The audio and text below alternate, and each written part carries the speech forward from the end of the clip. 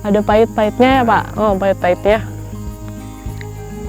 Pahit, pahit.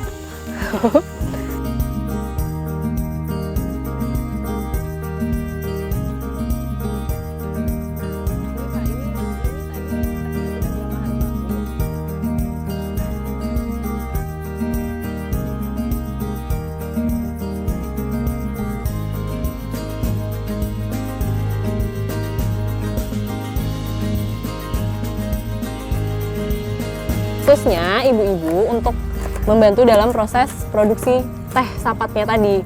Jadi itu otomatis nanti akan menambah perekonomian warga setempat juga.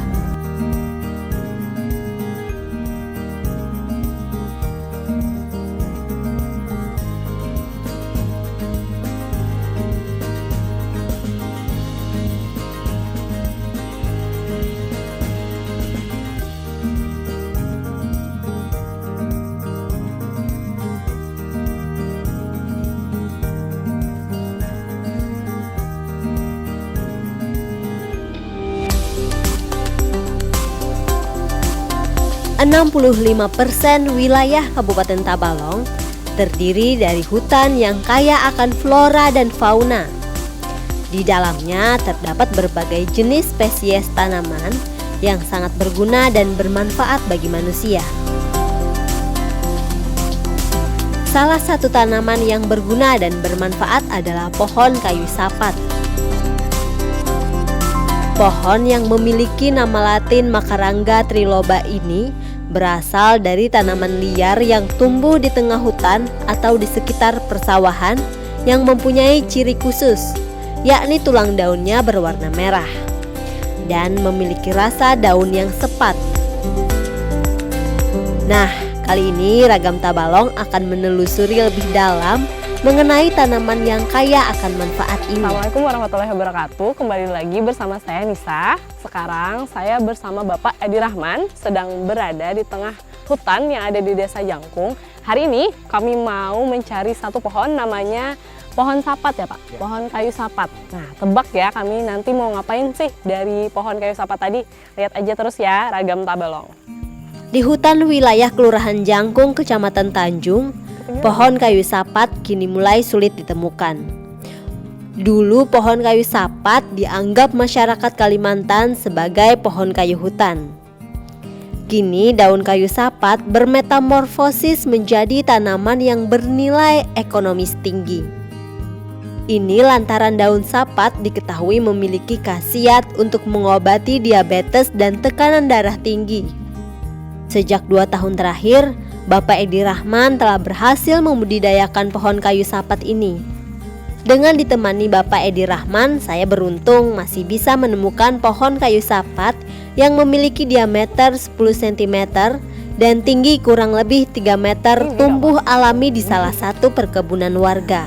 Nah, tadi kan kata Bapak ini ya Pak sulit ditemukan sekarang ya Pak. Walaupun tumbuh liar tapi sekarang sulit ditemukan. Jadi Bapak katanya mau membibit nih daun kayu sapatnya Pak, pohon kayu sapatnya. Berarti untuk membudidayakan tanaman ini, Pak Edi menggunakan teknik stek tanaman pada batang. Caranya seperti ini nih pemirsa. Pertama, bakal stek diambil dari cabang batang induknya dengan cara dipotong menggunakan parang atau gunting yang tajam. Batang yang diambil haruslah memiliki diameter minimal 1 cm. Kiri-kirinya dulu ini merah. Oh, merah. Kata Bapak untuk ciri khusus dari pohon kayu sapat daunnya merah. Di tulang-tulang daunnya ini merah ya Pak warnanya. Nah, ini yang membedakan pohon kayu sapat tadi ya Pak sama pohon-pohon yang lainnya. Oke.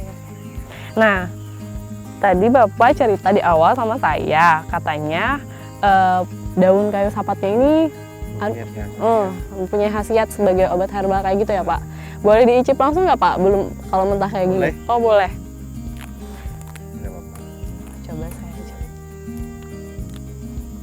Ada pahit-pahitnya ya Pak? Oh pahit-pahitnya. Pahit, pahit. Kira saya daun sepet Pak. Rasanya sepet, ternyata pahit. Sapat itu berarti diambil dari rasanya itu ya Pak? Antara dua. Antara dua? Nah, orang bilang seperti itu, ada juga yang bilang bentuk ini daunnya nih kayak Kayak ikan sapat. oh, ikan sapat. Oh iya, kayak ikan sapat. Nah, pemirsa, kata Bapak, ini nih daun sapat ini diadaptasi atau dari dua alasan ya, Pak. Katanya yang pertama bentuknya kayak ikan sapat yang sering dijumpai di persawahan ya, Pak. Sama yang kedua rasanya sapat. Sapat itu kalau bahasa Indonesia sepet sih. Sepet ya, Pak. Kalau orang Banjar biasanya sapat ganti jadi A gitu. Huruf vokalnya ya. Kemudian Ini udah batang siap. pohon yang sudah dipotong Bawa tadi ini ke rumah dibawa ya, Pak, ke rumah di-stek. Pak Edi untuk selanjutnya di-stek. Nah, pemirsa, kita sudah dapat nih pohon kayu sapat yang mau dibibit sama Bapak. Nanti dibibit di belakang rumah Bapak ya, Pak? Dibuka. Oh, di muka. Oh iya. Caranya sangat mudah pemirsa. Bahan yang harus Ini udah disiapkan keras, adalah nggak bisa di-stek polybag, ya, Pak? tanah, dan pupuk kompos.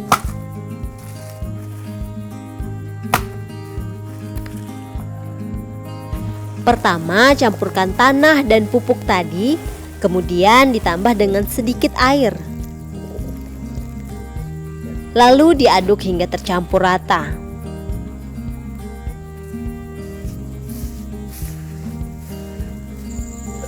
Kedua, masukkan tanah yang sudah tercampur tadi ke dalam polybag hingga penuh.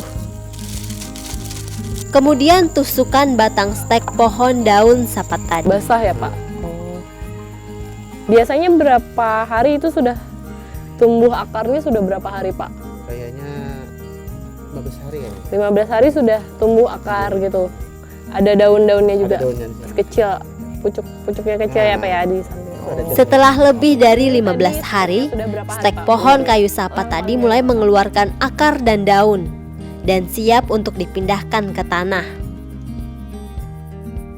Pak Edi biasanya membagikan bibit pohon kayu sapat ini kepada tetangga sekitarnya untuk ditanam dan dirawat. Dan setelah bibit pohon yang dibagikan tumbuh besar, Pak Edi akan membeli daun yang dihasilkan oleh pohon kayu sapat tersebut. Bahwa Bapak Edi Rahman ini bisa menyulap daun-daun dari pohon kayu sapat ini menjadi teh ya, Pak? Ya, Nah, teh sapat ya, Pak, yang namanya. Nah, kita lihat ya nanti bagaimana cara Bapak membuat daun-daun ini menjadi minuman teh.